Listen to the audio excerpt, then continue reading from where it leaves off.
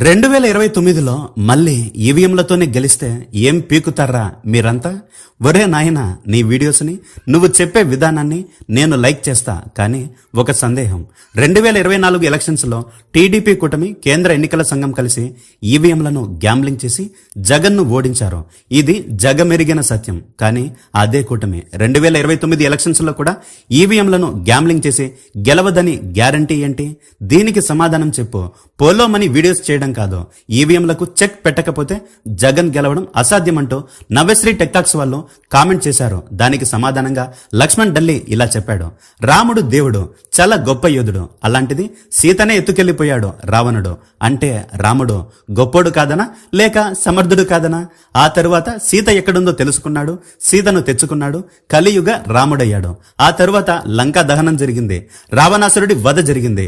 అవన్నీ మనకు పండగలే. అయినా కానీ చరిత్ర, మహాభారతంలో పాండవులు గొప్ప యోధులు, కురుక్షేత్రం గెలిచింది కూడా వాళ్లే. అప్పుడే నీలాంటోడు ఇలా అడిగాడు: ఒరే, అర్జునుడు భీముడు లాంటి యోధులున్నా సరే తమ కళ్ళ ముందే ద్రౌపది చీర లాగుతుంటే వాళ్ళంతా ఏం చేయగలిగారు? సీతమ్మ తల్లిని రావణుడు అపహరించుకుని వెళ్తుంటే రాముడు ఏం చేయగలిగాడు?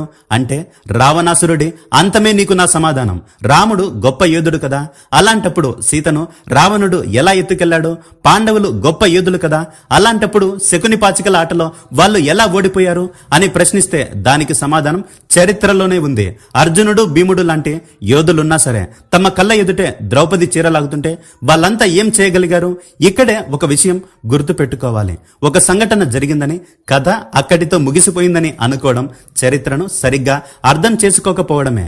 శకుని బలం పాచికల్లో మాత్రమే లేదు, మనుషుల బలహీనతలను గుర్తించి వాటిని ఉపయోగించడంలో ఉంది. దుర్యోధనుడి అసూయ, ధృతరాష్ట్రుడి బలహీనత, యుధిష్ఠిరుడికి జూదంపై ఉన్న ఆసక్తి, ఇవన్నీ కలిసి పరిస్థితిని చాలా విషమంగా మార్చాయి. అందుకే మహాభారతం మనకు చెప్పే పాఠం ఒక్కటే: బలవంతుడైనంత మాత్రాన ప్రతి సందర్భంలో గెలవలేరు. తెలివి, వ్యూహం, పరిస్థితులు అన్ని గెలుపు మీద ప్రభావం చూపుతాయి.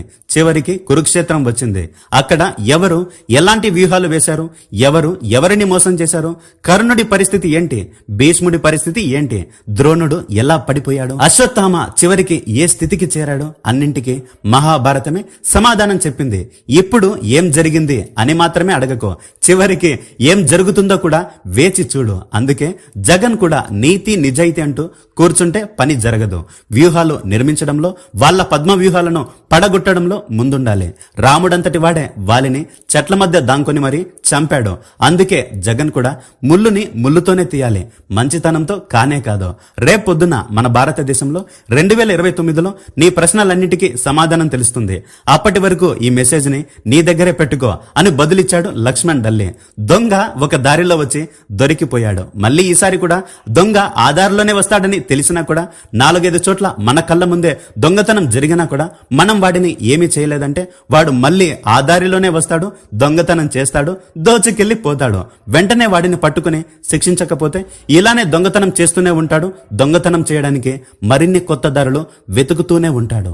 2024 ఎన్నికల్లో జగన్ ఓడిపోయాడు కాదు మోసపోయాడు. మరి ఇప్పుడు 2029లో కూడా ఈవీఎంల చేత మోసపోతే ఇక ఇంతలా పోరాడి ఏం లాభం ఉంటుంది? అయితే మనందరం ఇప్పుడు గాజులేసుకుని ఇంట్లో కూర్చుందామా? అలా కూర్చుంటే 2029లో గెలుస్తామా? పరీక్ష రాస్తేనే కదా తెలిసేది నువ్వు పాసా ఫెయిలా అనేది. అసలు నువ్వు పరీక్ష రాయకుంటే ఖచ్చితంగా ఫెయిలేగా. అయిపోయింది ఇక 2 ఏళ్లే. పైన మోడీ ఉండడు, కింద బాబు ఉండడు. ఇంకా ఎలక్షన్ల గురించి నువ్వు ఆలోచిస్తున్నావేమో. ఒక చిన్న కాక్రోచ్ అనే పదంతో మొదలైన సిజేపీ పార్టీ దేశాన్ని ఎలా కదిలించిందో చూసావుగా. ఏ నిమిషం ఏమైనా జరగచ్చు. దేనైనా కట్టడానికి సమయం పడుతుందేమో కానీ కూల్చడానికి కాదమ్మా. రెప్పపాటులో ఒక్కొక్కటి రూపురేఖలే మారిపోతాయి. శ్రీలంక, నేపాల్, బంగ్లాదేశ్ కాదు, రేపొద్దున ఇండియాలో కూడా అదే జరుగుతుంది. అధికారంలో ఉండి అణిచేయాలని చూస్తే వాళ్ళ అధికారమే కుప్పకొలుతుంది. దశాబ్దాల నుంచి వాళ్ళు కట్టుకున్న సామ్రాజ్యాలు ఎలా కూలిపోతాయో చూద్దులే. కానీ ప్రజల్లో చైతన్యం వచ్చిందంటే మాత్రం 2029 వరకు వెయిట్ చేయరు. వాళ్ళు మళ్ళీ ఈవీఎంలతో మోసం చేసే వరకైతే అసలే వెయిట్ చేయరు. ఆల్రెడీ కార్చిచ్చు అక్కడక్కడ అంటుకుంది. అది అన్యాయం చేసిన వాళ్ళందరినీ ఎలా దహనం చేస్తుందో నీ ఊహకు కూడా అందదు. రాజులు రాజ్యాలే రాలిపోయాయి. ఇక ఈ రాజకీయ నాయకులెంత?